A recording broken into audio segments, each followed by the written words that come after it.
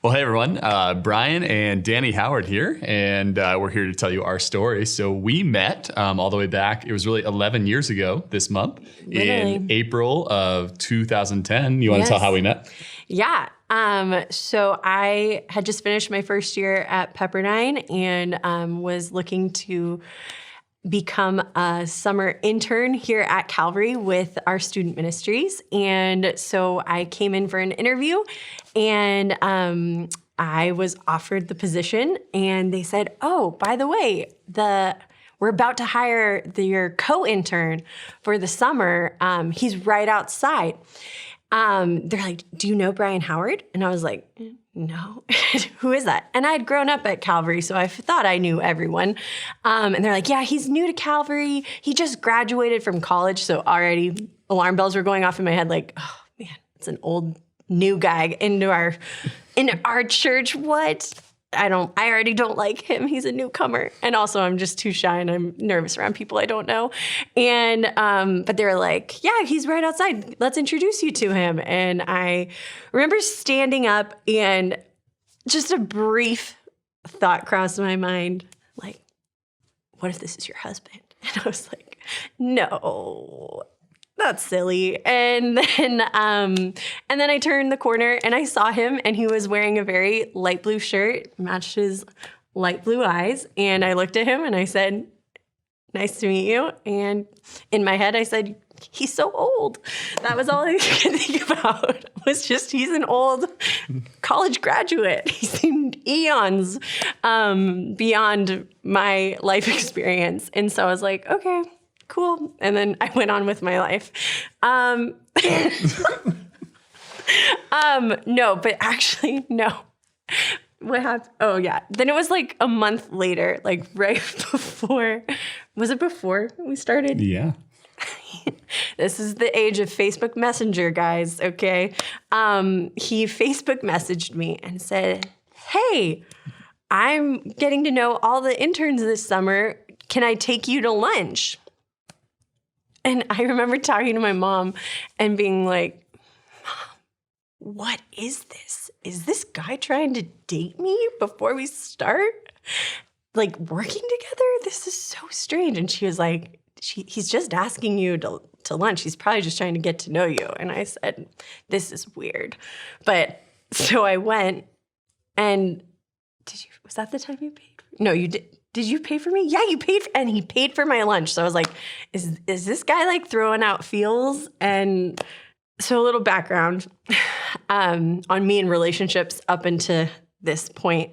I was a serial, what's a serial? Dater? A dater, but not long-term relationship dater. Like I had a relationship all throughout high school and then another long-term relationship into college. And so I had always been in a relationship. I had always been looking for my fairy tale story. I had always longed for that. And so it was after my breakup in my freshman year of college that I really was like, okay, God, I need to not put all my time and energy into relationships with boys. I need to actually focus on my relationship with Jesus. And so in January 2010, I basically said, Jesus, I'm going to date you.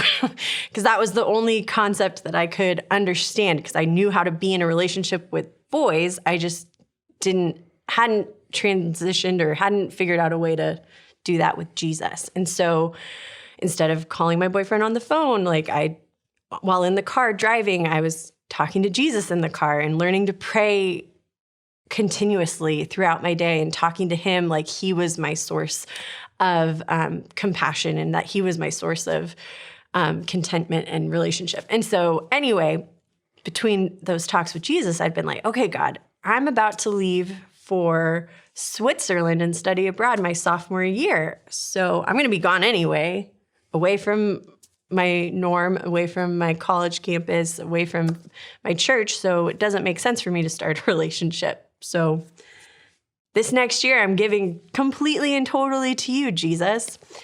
And then in April we met, and that thought popped in my head, and then you took me to lunch, and I still was like, you were still being pretty, I don't know, like professional is the word, I guess. He was being professional. Like there was nothing, like you weren't flirting with me at that point.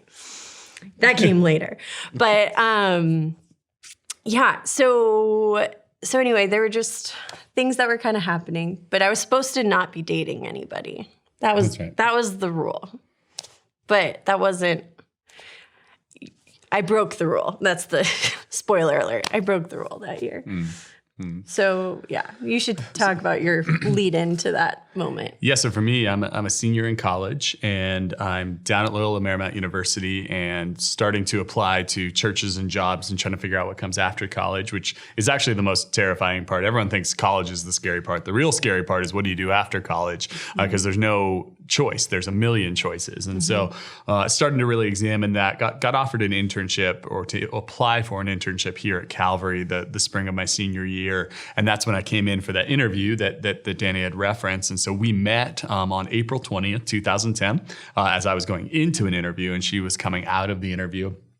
She remembers kind of having a moment of thinking maybe this is something, but then moving on from that. I have to confess, I did not have any kind of moment. I was career focused. I was dialed in. I was getting a job. I had a mission to accomplish. Shocking to everyone. No one's surprised by that. But went in, really, the bottom line for me is got that internship and began serving at Calvary and did kind of in the lead up to that, try to have lunch with a bunch of people, get to know some people. I had graduated about a month before my internship here at Calvary started. So I had about a month living up in this area with no work to do, but with just time on my hands to get lunch with people, get to know people. And so brought you out to lunch just to kind of get to know you. And there was one other intern, Thomas, who was working with us that summer. Yeah. I was just trying to get some time with you all to kind of understand what this church is like. Many of you know kind of what it's like to walk into Calvary and you don't know a lot of people. That was me in 2010. I really didn't know many people. And so getting to know you, it was wonderful. Just like you kind of had a commitment that you weren't going to date. I had my own sort of, I'm not going to date. And it was less a ideological sort of, I shouldn't be dating right now or should focus. It was more of I want to make wise decisions about my future. And I think if I try to date right now, it'll kind of make me make decisions based on impulse and emotion and infatuation rather than on what God's call for me is or what's most sound for my future. And so I had kind of shut off the whole dating thing too. So when we started working together, obviously she's beautiful and wonderful and charming and funny and all of these things. But I think I just really had this wall up of that's not what's happening this summer. In fact, I've said this before, I didn't even want to stay at Calvary. I had no intention of staying at Calvary, no intention of being here. And so there were a lot of thoughts in my mind that did not lead to me and you being together. But then we start working together that summer. And we, throughout the month of June and July, are just doing summer ministry here at Calvary, which is bonfires. It's Sunday services. We're gearing up for summer camp. There's a lot of good things going on. And I think really what starts to happen is we start to serve the Lord together and really enjoy being around one another, not just enjoying the work we're doing, but enjoying who we're doing the work with. And I think that's when it kind of maybe shifted from that professionalism to flirting. And starting to have some feelings and starting to really just enjoy that time together. One of the things we did that summer is you would host parties at your house on Monday night where we would watch The Bachelorette. We would watch The Bachelorette, yes. And what would happen is all the girls were there to watch The Bachelorette and all the boys were there to be with the girls. And that was certainly why I was there. Just to be clear, no interest in The Bachelorette, but every interest in being around her. And so I remember those nights just getting to hang out and watch movies or watch TV and eat food with a big party of people. But more and more, I started to become interested in spending time with you. And that's kind of what I remember from the early days. We used to do this volunteer thing at the Cerebral Palsy Home in Thousand Oaks on Monday nights. And I remember that was always a really fun student ministries event, and we had high school students coming, and it was such a neat way to serve. And afterwards, we'd take them to Yo's and Frogurt, which I don't even know if that's still there. And there was like a Taco Bell, and so we used to do this thing, and it's where we would play Jinx, right? And we would like have to, and if we jinxed each other or something, then the other had to buy each other a Coke or a Diet Coke, and so that became like our kind of the beginning of our flirtation was all around Diet Coke, and we are still so addicted. That was the one thing. That's what you chose to say on the video? It's real. It would be embarrassing for them to know how many flats of Coke Zero we go through a month. Okay, but we're not. Okay, we won't. But but that was a bonding thing. It was a bonding thing. That was what made me think, oh, you're like fun, not just focused. Yeah.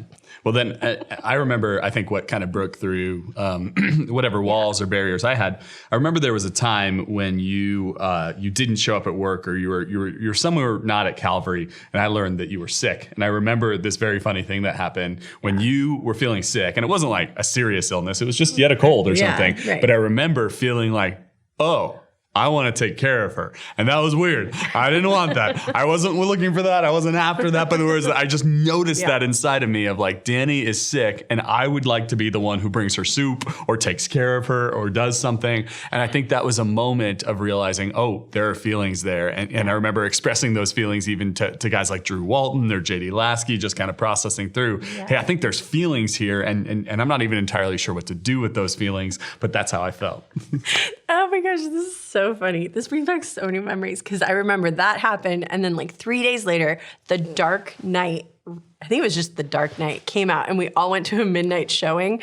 And I remember that we were at the movie theater and he was so sneaky and cut someone else who was standing behind me so that he could sit next to me during the movie. And I was like, that's really suspicious. Because if you ever walk into a movie with a group of people, you end up just sitting next to whoever you happen to be behind. And so I thought, okay, I'll just slide in. Exactly. So we happened to be sitting next to each other during the movie. It was very, very sly. Yeah. No, it was not. It was very obvious. But I was like, okay. And again, I was just like, okay. But also, I'm not dating and I'm leaving. And I was going to be leaving in a month to fly across oceans to live in Switzerland for an entire school year. So, because at the time we met, I just graduated college and you were going into your sophomore year at Pepperdine. And so you were going to be local, but except for that year, you were going to be abroad. And so that's what we were kind of looking forward to in the fall. But to rewind to the summer, we start to kind of flirt a little bit. And then there's one infamous night where I asked you out to dinner. And somehow you were under the impression that it was all of the staff or all of the interns going out to Stonefire Grill. Yes. And I had just meant to ask you out to dinner, not even necessarily as a date, just like, let's spend some time together. Let's hang out together after work. And so you showed up expecting a crowd and I showed up expecting you. And so I was thrilled, but you were terrified. And I was so confused because I was like, what? Why is it just me? And then he paid for my dinner. And I was like, what's happening? And then the next day was a bonfire night. And I remember talking to one of the middle school interns, Bree, and I remember we were walking. Everyone else was busy working and setting up for the bonfire, and she and I were pretending to look for her contact lens in the parking lot while I was like, what do I do? He paid for my dinner. I think it was serious. I think he's being datey. Was that a date? I don't know. And she was like, it sounds really datey to me. And I was like, but 2 days later, he made it very clear. Well, no, you didn't make it clear. Did you make it clear? The Getty date? Is the Getty date? See, we have so many things. So there's some debate for us when our first date actually was. Really in July of 2010, starting to really have feelings, recognize that, feeling that reciprocation. And then I asked her to just hang out for the day. And so where this had come from was when I was a senior in college, I went to school down by the Getty down in LA, and I had a class where we had to go to the Getty and look at some artwork and learn some things about it. And so I had kind of just recently been there and thought like that would be a fun date to go down for the day. And so I asked her if I could go to her house and pick her up. I go to her house and I come in and her mother is kind of like all excited about me being there and wants to know all about me. And like the way she's talking about me makes me feel like you're talking about me like I'm a boyfriend and I don't know how this happened. And I've later come to know that's just who my mother-in-law is. Yes. And I love her. She is a remarkable woman. But I remember that. Yes. I remember we drove out to the Getty. Yes, and we were driving out there and it was very funny at the Getty because I had just been there like 2 months earlier and hearing about this artwork. So I was trying to impress her with like, well, if you look at this painting here, here's what you'll know. And I could care less. I do not know any things about paintings and she doesn't care about paintings. taste. But it was time together. Perfect comment. And it was our first real extended time together that wasn't about Calvary. Yeah. And was really just the two of us, and it wasn't about work, and it was just about us being together. Yeah. And he played me country music, which, I mean, if I talk through it, there's really not many things that went right about this date. But we're so different. Like, it is like Jesus that brought us together. I think Jesus and Diet Coke. But no, that date was really fun. Even in your country music taste, which became our song later on. But he wrote, what was the song? Lee Bryce's Oh, see, we can't even remember it. So it's not even a good song. Because it's country. Love Like Crazy. Love Like Crazy. There we go. Okay. And so again, this all felt very datey.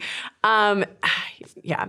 There's a funny story, but I don't know that we need to share this. Share the story. The Marilyn Monroe story? Okay. So we're at the Getty, and he's trying to impress me with the artwork and stuff, and it's going great.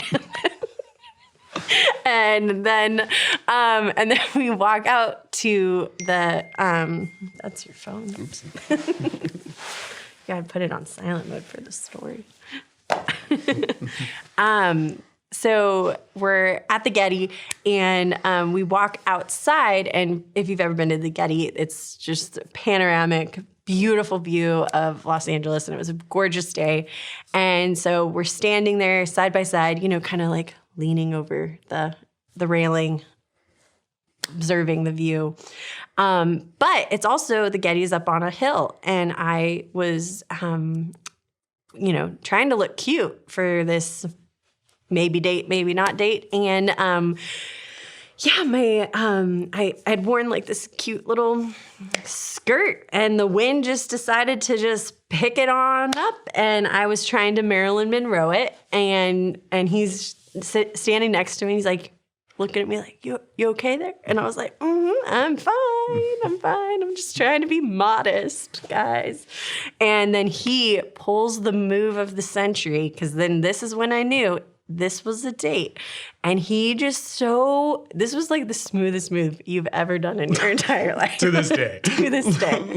You came around me, and you just had your hands on either side of me, and it was very respectful, but you were just trying to keep the wind from blowing up my skirt. And it was so sweet. And you were just standing behind me, and we were looking out, and it felt like Rose and Jack on Titanic. And I was just like, this is the best. This is really sweet. And I think because you did it, and it was just like, I felt protected, and I felt safe, and I felt cared about. And that just, it was very gentlemanly and very chivalrous, and that was really cool. And then you had a plan, and you're like, hey, how about we go down to dinner, and then we get some Diddy Reese afterwards, and just again, that my first impression of you was that you were old, and I think this was the moment where I was like, oh no, he's mature, he's got his stuff together, he has a plan, he knows what he wants, and he's going for it, and he's taking care of me, and I love this. And so it was this really cool moment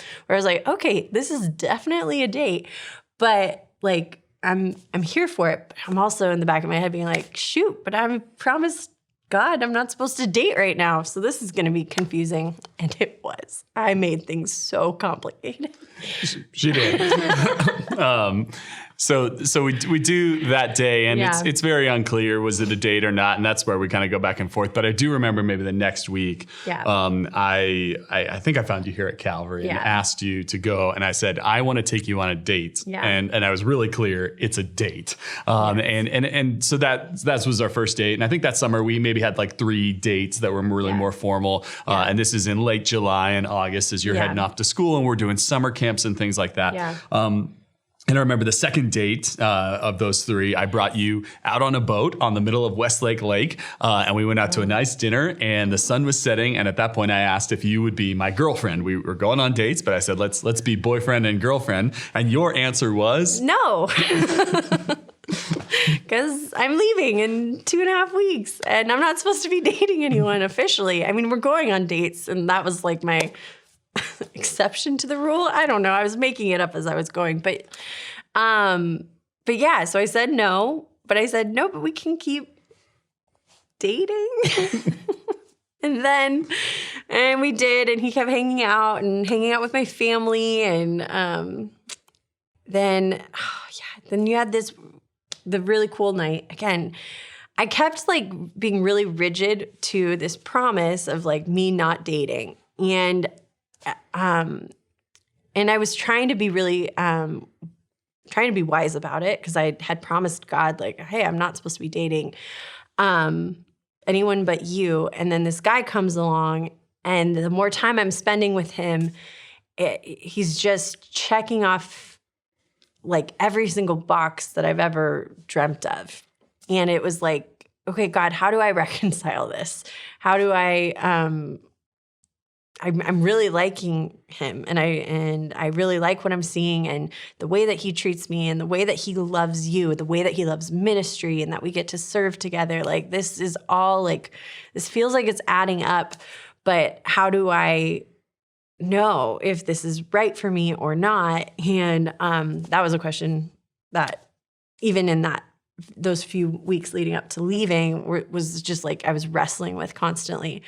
But I think another conversation that you and I had, because we were really getting to know each other. And I remember you being at my sister's birthday party, and we ran into an ex-boyfriend of mine, picking up Subway sandwiches. And it kind of just, the conversation eventually led to like talking about our past relationships. And then it just led into me basically feeling the need to, and maybe it was like subconsciously my way of trying to like shoo him away, to like scare him away, to just be like, hey, here's my past. Here's everything that, all the boundaries I've crossed, and here are the ways that I've messed up in relationships, and I'm really probably just not worthy of you and of this exemplary guy that you are. And, I'm really not. And so here you go. And I'm crying, and I'm basically just confessed everything to him and saying, I'm so sorry. I totally understand if you're, if you want to not pursue this anymore. Trust me, I get it. And instead he looked at me and he just said, Dani, I see you the way that God sees you, chosen, holy, and dearly loved. And I remember in that moment just being blown away that a man could look at me and say words that were so true, because they're scripture and they're God-breathed, and he's saying them to me because he believes it wholeheartedly, and that's the way he would love me, is because he loves Jesus so much. And that's his relationship with Jesus is just pouring over into his care and love for me.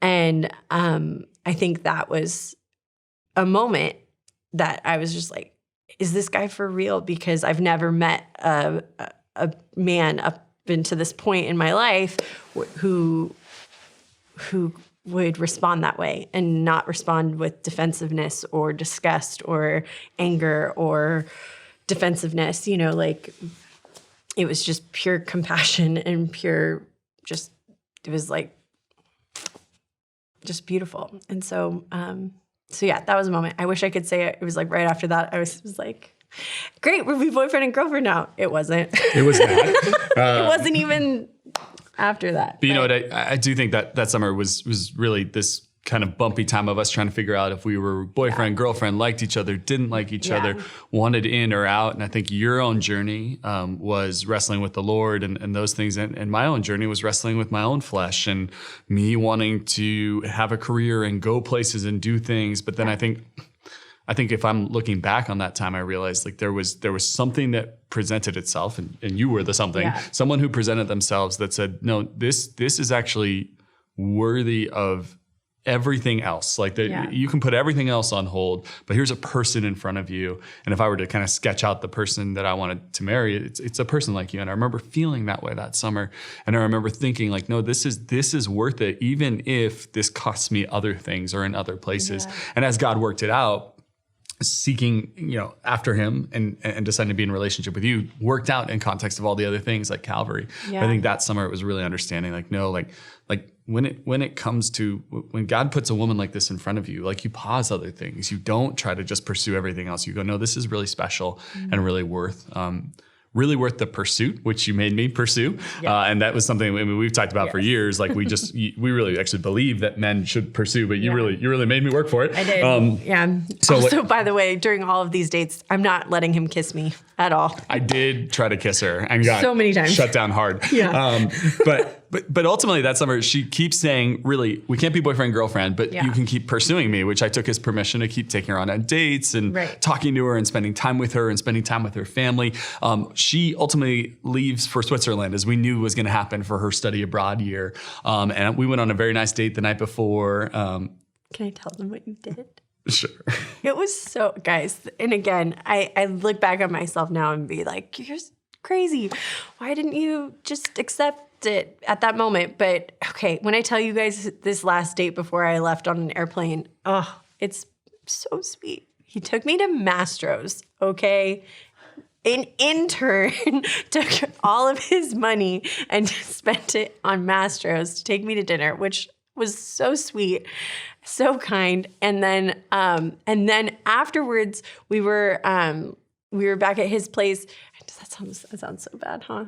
But you were like living with JD. That's not like a weird thing, right? To say that we're back at his place, right? Okay. Anyway, we were back at his place, and so he gives me this photo of us from our first date, and on the frame he had written, "All beautiful are you, my darling. There is no flaw in you," which is Song of Songs. It's a verse from Song of Songs. Do you remember which one? I do. Okay, cool. And that was really beautiful, and I was like, oh, this is so nice. And then he had given me this picture, and then he grabbed his guitar, and then he had written me a song, and he sang me a song, and it was really, really beautiful. It was really sweet. And no one's ever written me a song before. And I still didn't let him kiss me that night. And then I left on a plane and without us being official. And so I really made him work for it. But basically, once I landed in Switzerland, I like settled into my place. I know I'm skipping the part that I know, but I settled in, and then I Skyped him, which is like such an old phrase, and Skyped him and basically just said, all right, can we backdate our relationship? Let's be boyfriend and girlfriend, and we'll just count it from our first date. Yeah, so we backdated our relationship. Yes. So we began July dating. 31st. Yeah, so we become boyfriend and girlfriend, but this is while you're in Switzerland for the year. Right. Now ultimately you do visit for Christmas, so you're back for a little bit. But I think that year, and we've talked about this, was the year when we learned to communicate with one another. It's one of those things where we couldn't just hang out, and it wasn't just sit on the couch together or anything else. There wasn't a physical boundary issue because there was a continent boundary, right? Yes. Like we were not on the same continent, but it really became us talking to one another, writing each other letters, even having expectations about how often we were going to communicate with different time zones. Yeah. And I think in that year, we really learned about each other and really learned to communicate with each other without all of the other stuff that sometimes goes along with having to be together physically. And so in a weird way, starting our relationship off with you being abroad was actually a blessing. And then, when you came back, it just felt like, I can't believe you get to be back. Like how fun that we actually get to be together. Yeah. And so you being in Switzerland was a really remarkable part of our relationship in as much as God grew us. Yeah. And I was able to really start working here at the church, pouring myself into church and seminary and all the different things I was doing. And so I think in God's kindness to us, we started off a relationship in a way that we would almost recommend no one else does. Yeah, exactly. Because long distance is hard. Long distance is so hard, but long distance is easier when you know there's an end date. Yes. And that end date is close enough that you can make that happen. So you came back in May or you came back in December. Yeah, we had 4 weeks together. Yeah. Our first kiss was in LAX terminal. It was, LAX. Her coming off the plane was our first kiss, Yes. which was pretty awesome. It was cute. And then we went to a wedding a couple days later, and that's where we first said, I love you to one another, right. Yep. At Sherwood Country Club, where we eventually got married. And so that was kind of fun. And then you went off again. I would actually say that second semester of you being gone was way harder. Yes. We had gotten used to being together, and now we were apart. And we were just dealing with some of the early friction of two wildly different people who love Jesus and try to love each other, trying to do that. And so I think that second semester was a little harder. You came back in the spring of 2011. And at that point, I had actually just been hired here at Calvary in my first kind of real job outside of the internship. And so that created its own problems and really problems that have existed for the last decade since, of full-time ministry and marriage, and trying to kind of fit those things well together, and trying to really take a job at the church serious, and at the same time trying to love you. And I think we've grown in that area, and we've done better in that area. But there are times where that's a real struggle for our family. Of church ministry is not a neat 9-to-5 thing that never bleeds into family life. And I think we've had to figure out where are the times where that's acceptable, and where are the times that I have to grow through that, and where are the times that you, as a wife and as a girlfriend and fiance and all the different things you were, have to receive that as God's calling on your life, and accept the fact that there are going to be times where I'm at camp, or times where I'm traveling on a mission trip. And when are the times that I, as a husband, need to say, no, someone else wants my attention, but my wife needs it right now, and that's my call. And that's a dynamic tension that I don't know that we'll ever solve, but it's one that we've worked through, and I think, Lord willing, gotten better at in the last decade. But that really began in the spring of 2011 as you came back. I remember when we started dating, backdated, 6 months of 2010. We dated for 6 months of 2010. I remember coming into 2011 and made the declaration that kind of scared you a little. 2011, that 12-month period, would be the year where I understood and decided, for me at least, whether or not we were moving toward marriage or this wasn't going to work. Because for me, dating just to date, or having a girlfriend just to have a girlfriend, wasn't an option. It was, this is heading toward marriage, or I shouldn't waste her time, or certainly mine. And so that's where I was. So I remember 2011, there were bumpy things and hard things and definite tensions. And some people tell the story of how they've never had a fight and everything's always been perfect. That is not us. That is not us. Man, and when we say we've had fights, it's not hurting each other. It's not yelling and screaming at each other, but it is tension, and it is working through differences and difficulties. And that has been a constant for us, where we just don't want to pretend everything's good. We don't even want to put out the public face that everything's perfect all the time. We have had to work through some things, and that's been a really beautiful thing. I think on the other side of working through some things is a stronger, healthier relationship than pretending there are no differences. And I think, to me, that was one of the biggest attributes that I so admired about Brian, was his ability to have a he can disagree with me and not yell, not be angry. Past relationships, that was just the norm. And then it was like screaming matches. And for him, he was always calm, and even if he was like upset because I hurt him or something like that, like he never raises, you still don't raise your voice, which is something that is very attractive to me. I don't raise my voice with you. With you, the YA crowd, I raise my voice sometimes. Well, but when you're preaching, that's different. That's way different. But like when we're in a disagreement or something, you're also very okay if we are not completely wholly on the same page about something.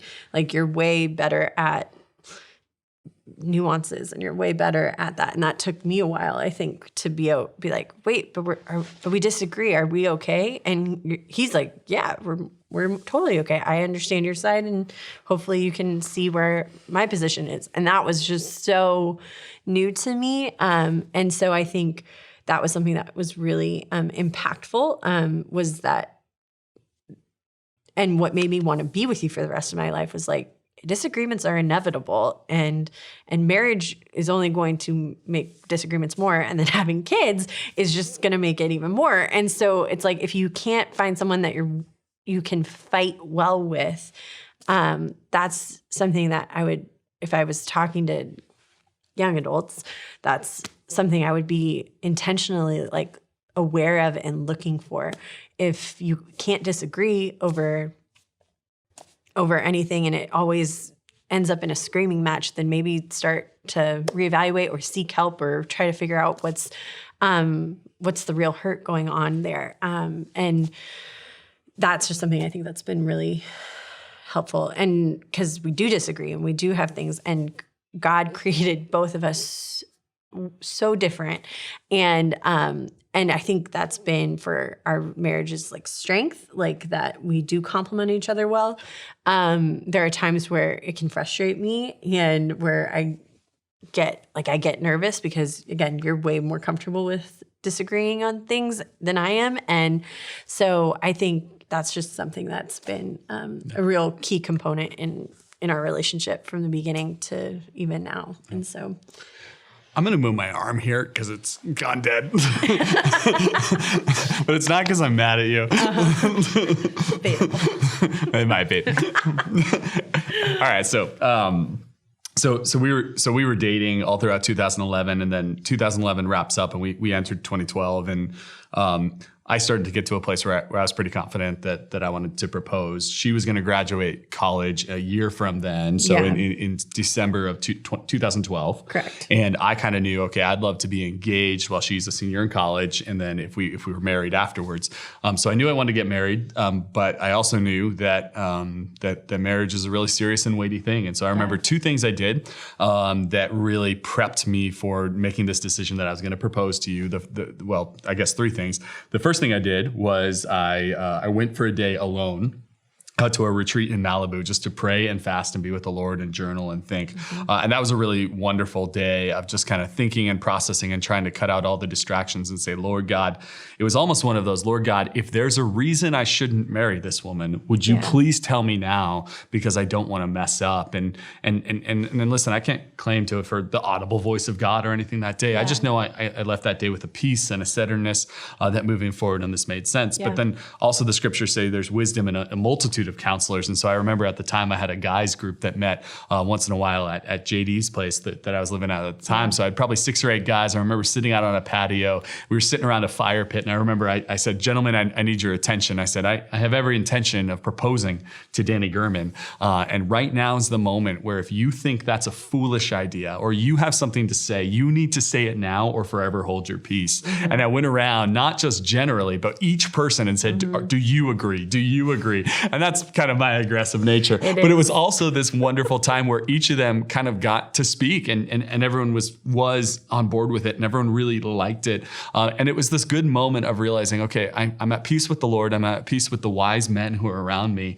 And so that led me toward wanting to propose. I remember buying the ring down in Santa Monica. I remember doing dinner with your parents and taking them out to dinner and having a great conversation with them. And then I remember April 20th of 2012. So 2 years to the day after we met. The night before I dropped off, or I had a dress dropped off at your apartment. We were going to go on a photo shoot for the day. JD Lasky was going to take photos throughout the day. And that was kind of the setup to our day of proposal. I don't know how you remember the day where I popped the question. Well, I was already a little upset because the weekend before he did a fake out proposal. And for any young adult man, never, ever do a fake out proposal, please. What happened was I took her on a very nice date the week before, and we happened to walk down the Malibu Pier at sunset to watch the sunset from Malibu Pier. She assumed I was going to propose. I did not. I didn't get down on one knee. I didn't, but she's understandably upset about it. He took us to like one of our very first date like spots for dinner, and then went down the pier, and it was like this would totally be a spot where someone could get proposed to. Anyway. It's beside the point. He was trying to throw me off. It's okay. So that next week, April 20th, took you on the date for the day. It's JD, you and myself. We're going taking photos all over Los Angeles. We even took photos here at Calvary as the place where we got to know each other all throughout the city. And then we showed up at Wildwood Park, the playground, not the hiking park, the playground near your house where we had spent some time together. We had sat on the swings and just talked about life and stared up at the stars. And we'd go to that playground and what I had set up with your sister was a table with flowers and with a Bible on it that was open to Ephesians chapter 5, which is a passage about marriage we loved. And then on the table was the ring box. And so I don't know what your experience was in that moment. No, I mean, it was, at that point, like doing the photo shoot, I was like, okay, when is it happening? It's going to happen. Because I wanted a photo of the moment happening. And so when we like walk up to the park and there was the table and the Bible and the ring and I just remember walking up there and him, he read through like Ephesians 5 and just talked about, you know, Dani, like it talks about how like husbands love your wives as Christ loved the church and being willing to lay down your life for them. And I remember him just saying, Dani, like, that's what I want to do. I want to lay my life down for you. And it was just beautiful. And he got down on one knee and asked me to marry him. And I screamed yes. And, you did. And that was your one request. Yeah. The one request going in was, I know Dani well, and sometimes when she's happy about something, she doesn't say it. Yes. She just cries and is overwhelmed. Yes, and I just said, you have to say the word yes. And she did. She said the word yes. And then we loaded up in the car, went down the road to her parents' house where your grandparents and my parents and everyone from out of town was there to celebrate. And that was a wonderful surprise. Yep. And that began our period of engagement. Yeah.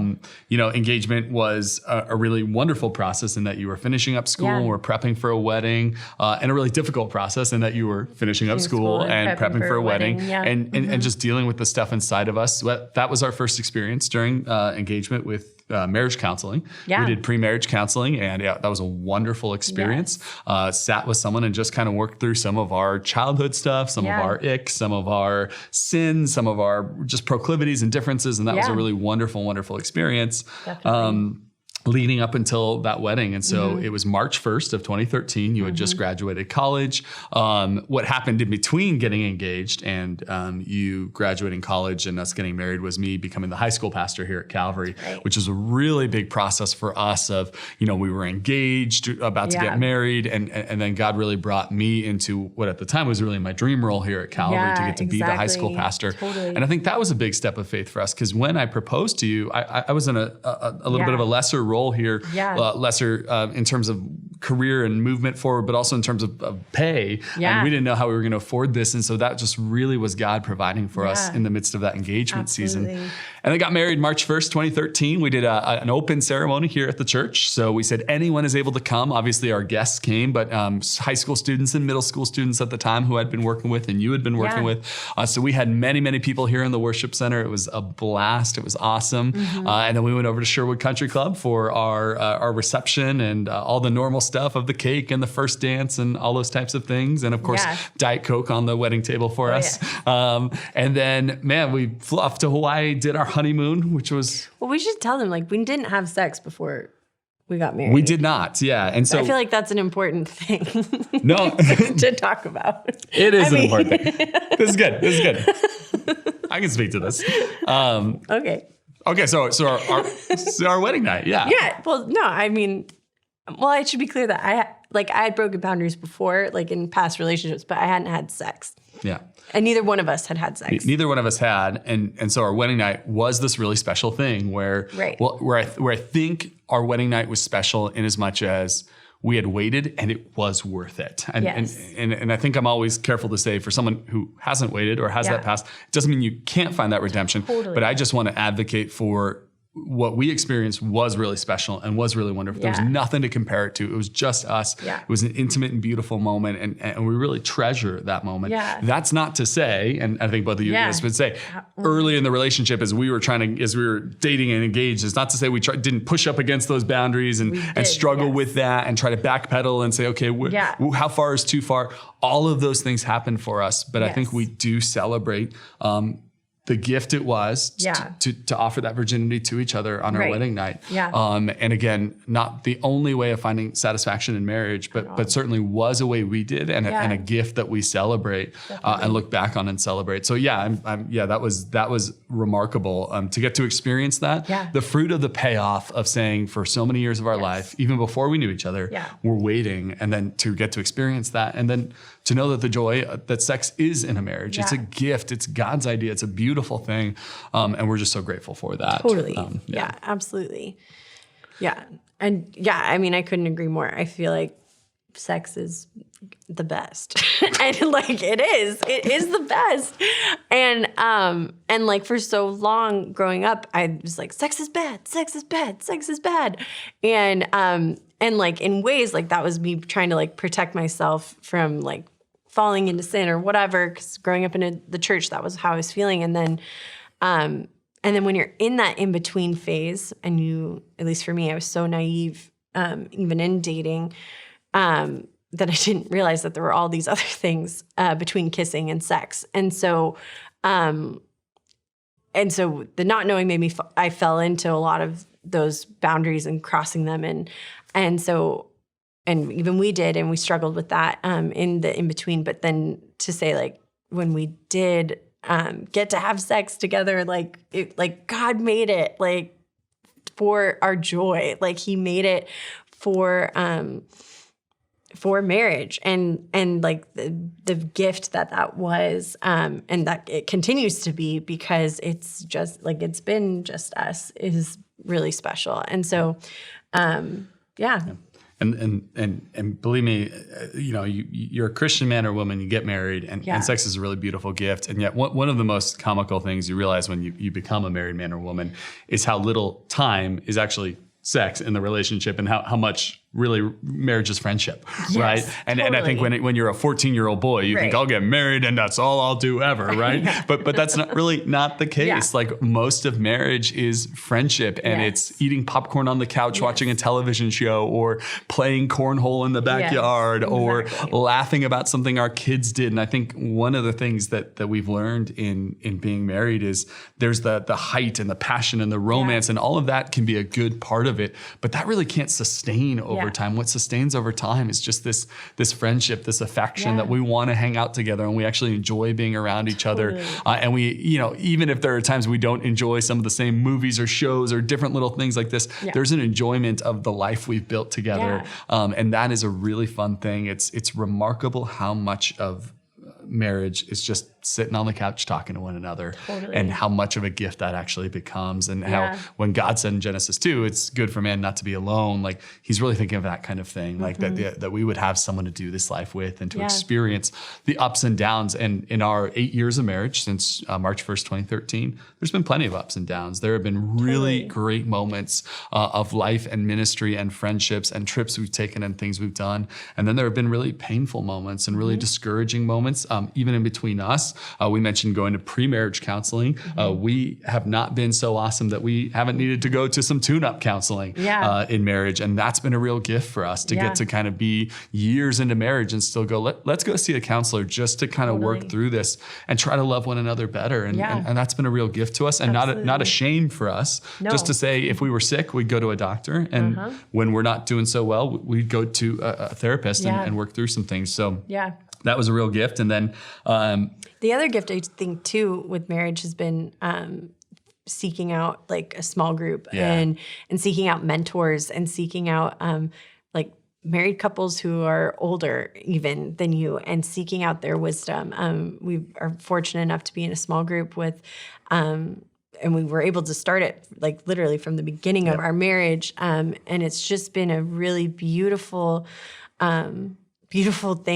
I feel every week we glean so much wisdom. And we're in a small group with a couple that's about 25 years older than us, a couple that's maybe 10 years older than us, and another couple that's about our age. Exactly. And so there's a breadth of that, where the oldest couple, their kids are grown and gone, and the youngest couples like us have young kids still in the house. And so I think we learn from one another. We do marriage in community. We do marriage not just as a family unit as our own. We are our own family unit, and yet your parents live just down the road. We spend tons of times with them, and my brother lives locally, and we get to hang out with him. And I think there's just a lot of places where when you're growing up, at least for me, you thought marriage was me getting away from everything else, and what you realize is you're still connected to all these other wonderful things. Absolutely. And marriage just becomes a gift within that. Yeah, definitely. So we had some of those high moments, and then we start to gear up toward having kids. This is about 5 years in. we had been married in 2013. I was doing seminary at the time. I graduated seminary in 2015. And then we made a decision that from my graduation from seminary toward beginning to start to have kids or want to have kids, we're going to wait 1 year and just enjoy a year of being married and me not working so hard in seminary. And that was a wonderful year. So 2015 to 2016, the fall of 2016, we decided it's time. Let's have a baby. And that was an exciting, fun thing for us. We actually took a big trip to Europe, just saying like, we're never going to get to do this again until our kids are grown. So let's go to Paris. And we did some wonderful things. And we said, we want to have a baby. And I know that was kind of a big journey for you. Yeah. I mean, it had always been my dream to be a mom. And it had always been, that was always my dream job. When growing up, it was like, if I can't be a Disney princess, then can I be a mom? And so that was my dream job, was to be able to do that. And I was working at the time next door at Oaks, and that was awesome, and I loved that. But I was really just feeling like I wanted to start a family. And I'm also not the most patient person on the planet. So when we started trying and it didn't happen right away, I think I was really discouraged. And for anyone who's ever tried to conceive and tried for a kid, sometimes the emotional toll every month can be really difficult. It feels like a roller coaster of the disappointment of finding out that you're not pregnant, and then it's like you're going up, this like hope of that it will be, and then you crash again when you get the next negative on a pregnancy test. And so and again, looking back on it, in the grand scheme of things, it took us 6 months to become pregnant. But again, for an impatient human who struggles with that was a really long time for me. And anyway, we found out in a funny way, January 2017, we were up at Hume Lake, and I fell and hurt my back pretty darn good, and had to have my parents drive up and pick me up because I was laid out. And they were going to do x-rays and stuff on my back, but they asked, could you be pregnant? And I said, I won't know for another week. And they were like, okay, well, we'll just hold off on it for now. And then a week later, sure enough, I got the first positive pregnancy test, and Brian was at work when I found out. And so I called him crying and said, I just really need you home right now. My back, it hurts. And so he he was panicked, and he was like, okay, I'm coming. And so he like barged in through the door, and I had a little sign that said, you're a dad, with the like pregnancy test on it. And that was a sweet moment. That was fun.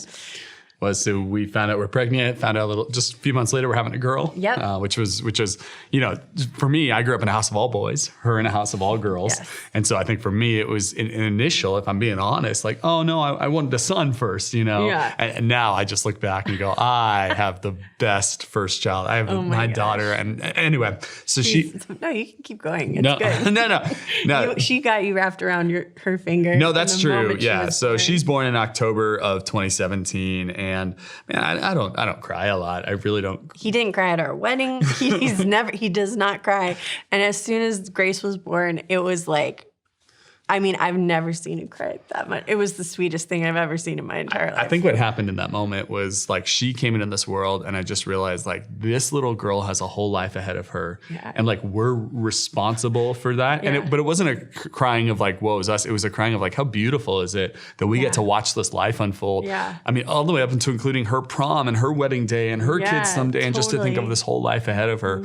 And we have a mentor who says getting married doesn't really change your life. Having kids changes your life. Yes. And that's absolutely the case. Yes. Getting married was an enormous blessing in our life. So and kids are an enormous blessing, but they change the dynamic of how you think about your day and your life. And things are never the same after kids come into the picture. Yeah. And we wouldn't go back. We wouldn't trade it for anything in the world. Having our daughter, and then about a year ago, our son, we loved it and have loved every moment of it. But yeah, it's been difficult at times, physically difficult, emotionally difficult. Sometimes we're trying to work through something, but the kids need our attention. There's just a never-ending litany of things that are difficult. But I think one of the things we've learned is difficult is the pathway toward the best stuff in life, Totally. And so these kids can be really tricky at times to figure out how to best love them and love each other and navigate all of this. And yet, man, it is just the best blessing that I didn't know was possible to love someone that much. Oh, totally. Well, one of the things we might talk about is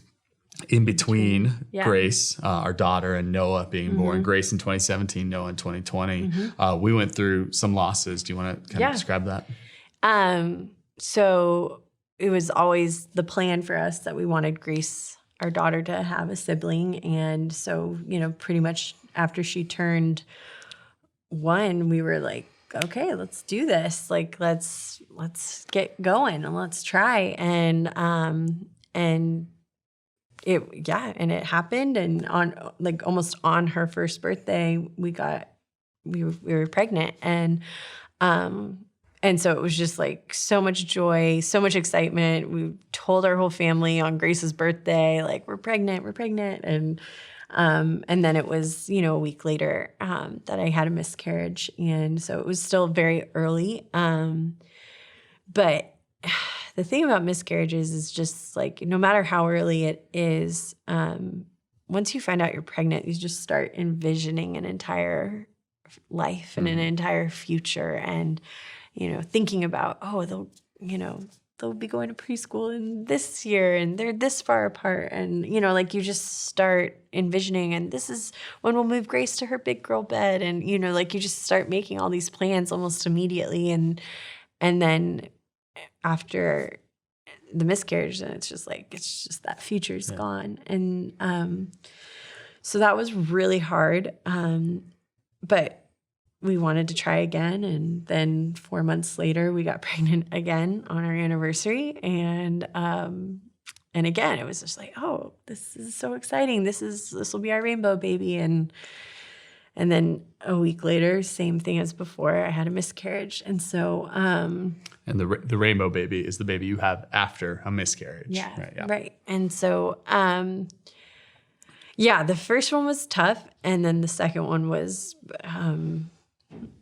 debilitating to me, felt like so devastating. And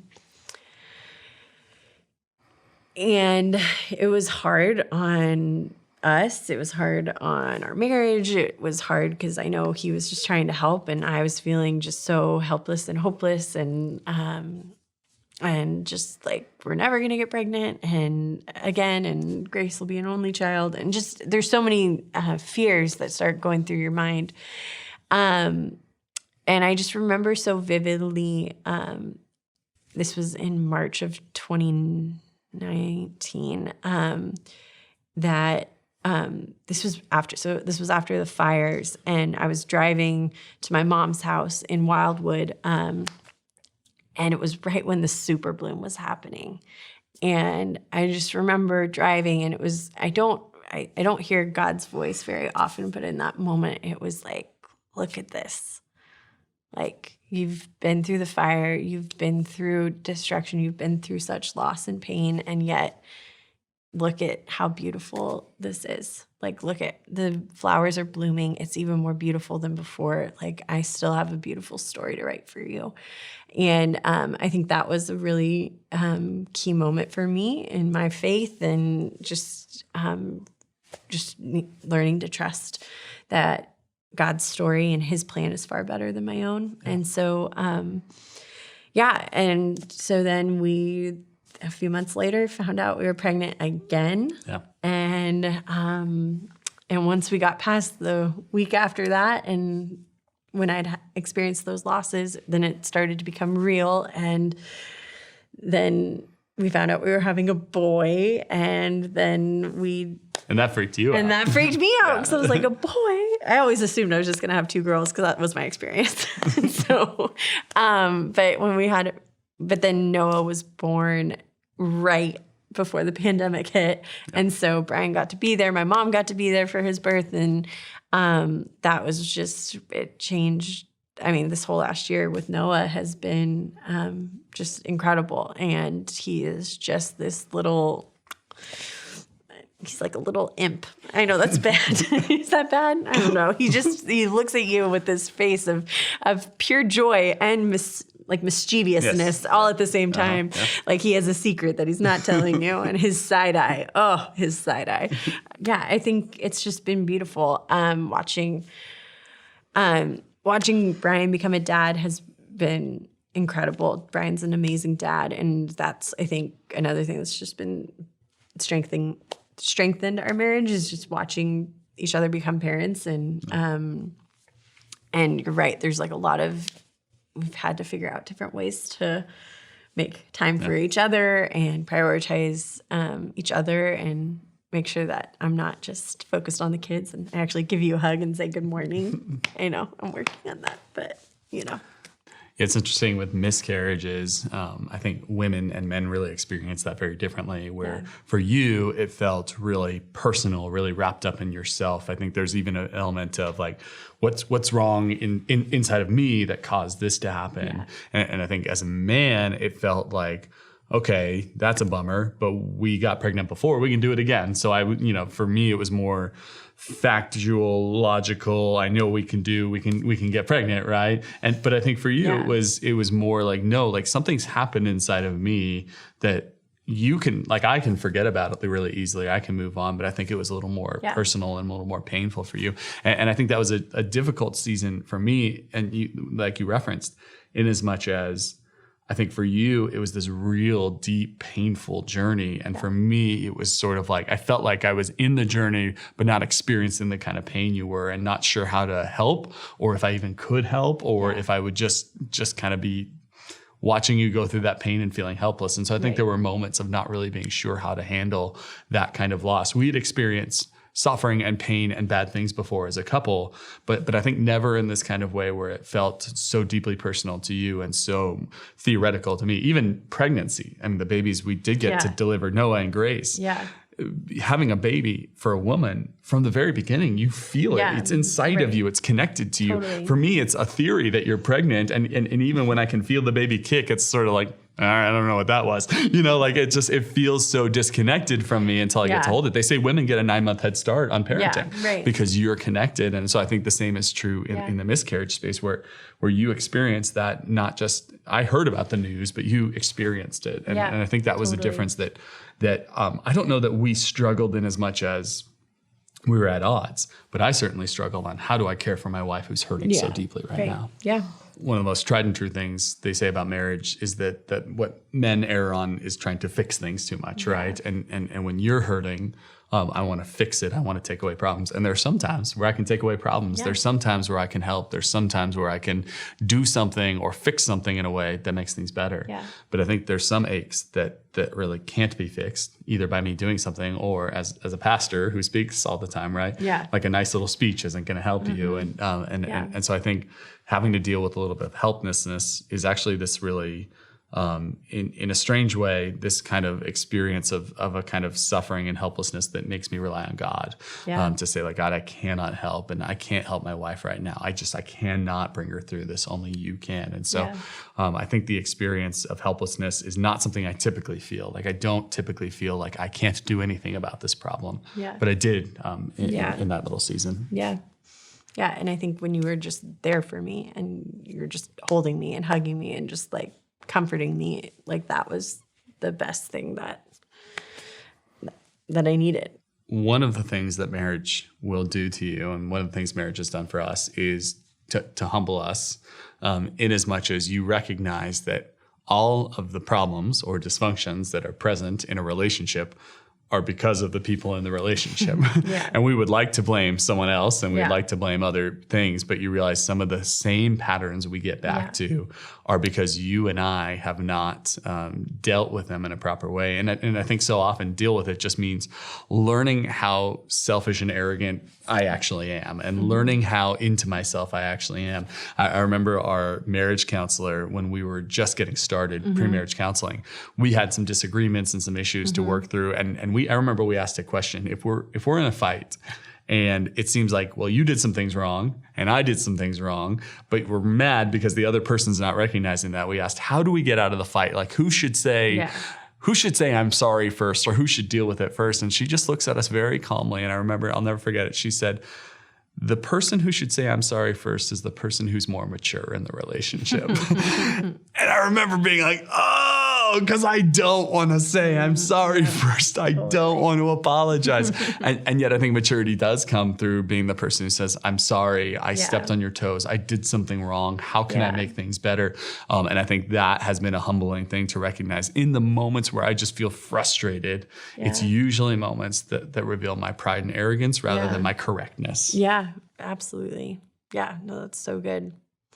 Yeah, I think the times where I feel the most humble is truly in those moments when, like, I know that I've been acting poorly and then he continues to love me anyway. Like, I remember there was one day when we were married, I don't know, a couple years, and I just remember I was like, I gave him attitude and I was disrespectful and just I was bad. I felt like a terrible wife all day, and I didn't make it right, and I wasn't apologizing. And I remember I came home and he had decorated the entire house for Christmas, and it was like really early, because I love decorating for Christmas early, and he doesn't. And he was like a very post-Thanksgiving Christmas decoration person, and it was like November 1st, and he had decorated the whole house. And I remember walking in and talk about feeling humbled is like when someone loves you when you don't deserve it, that's the cross, right? That's Jesus. And I think that's what marriage is supposed to be, is loving each other. Neither one of us deserve it.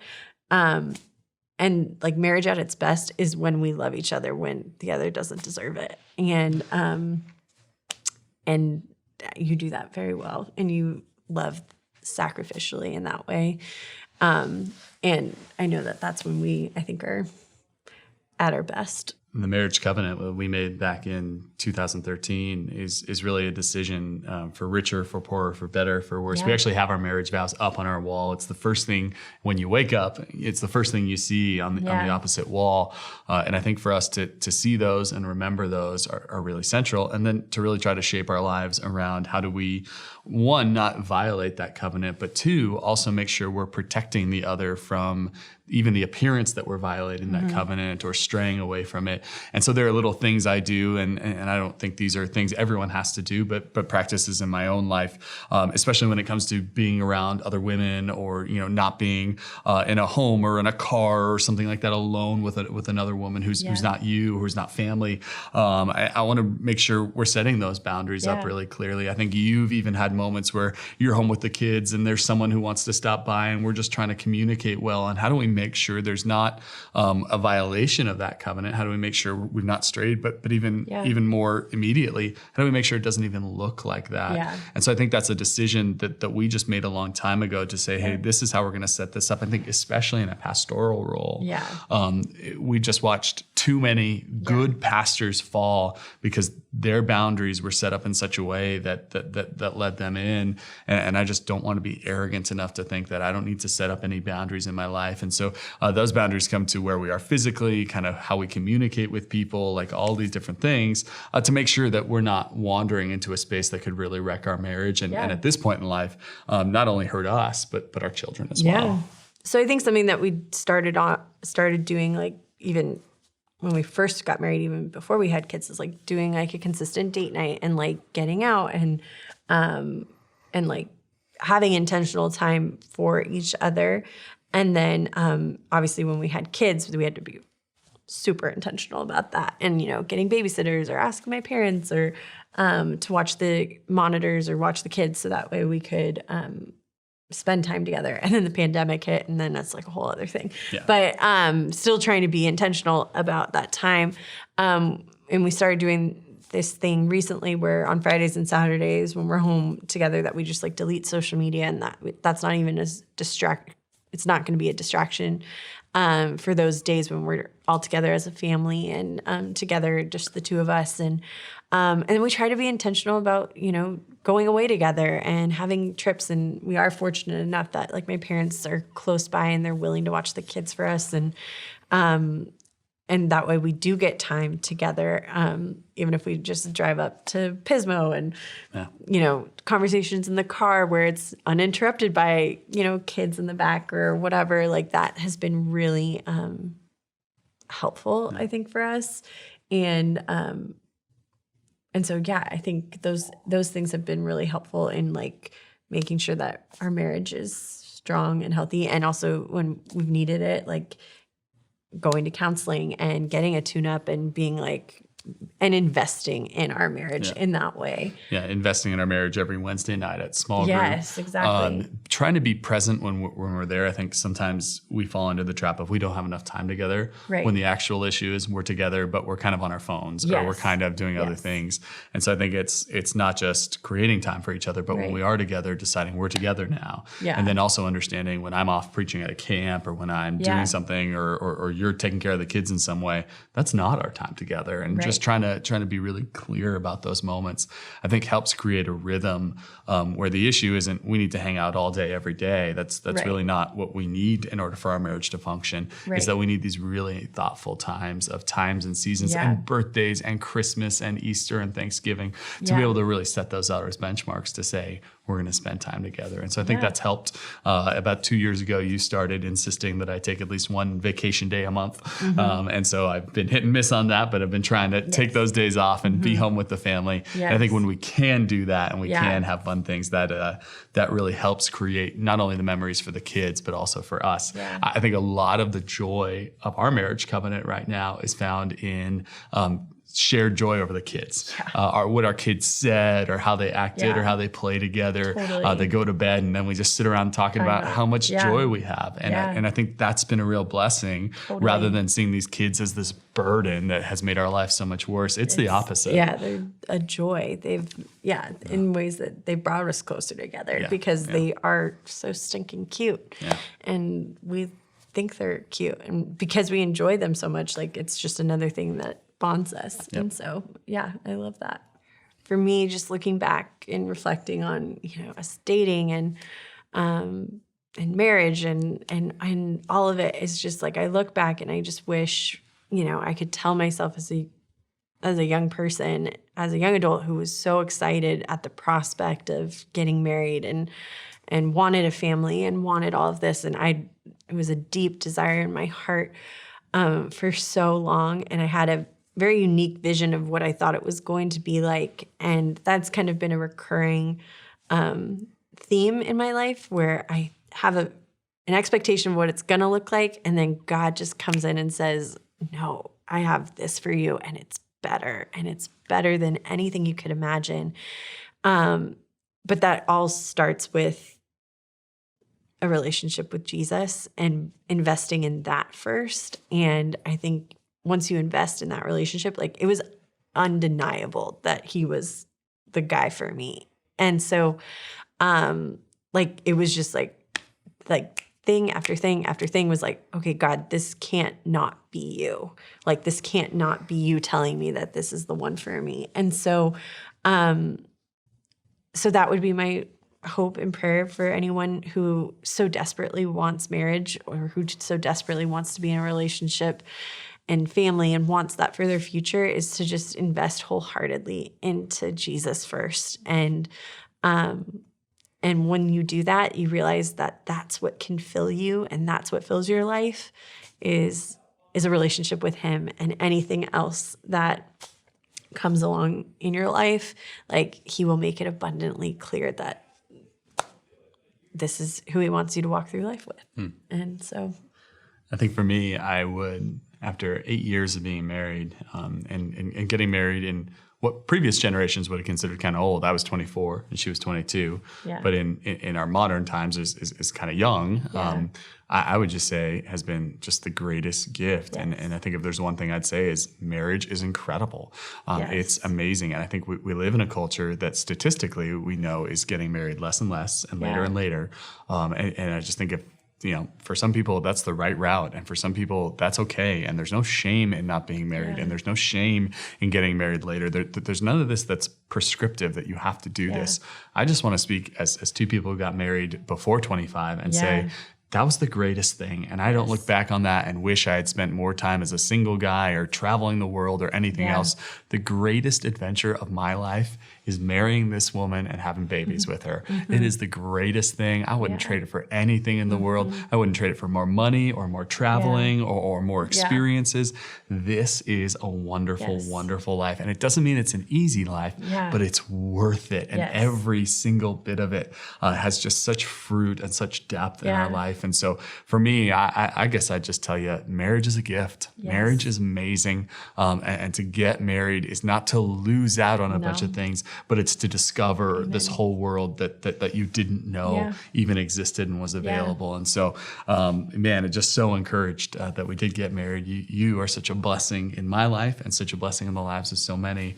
And I think, whatever we've experienced so far, we have some wonderful years ahead of us to raise our babies, to love each other, and to ultimately follow after Jesus together. So love you. Love you too. Let's go get a Diet Coke.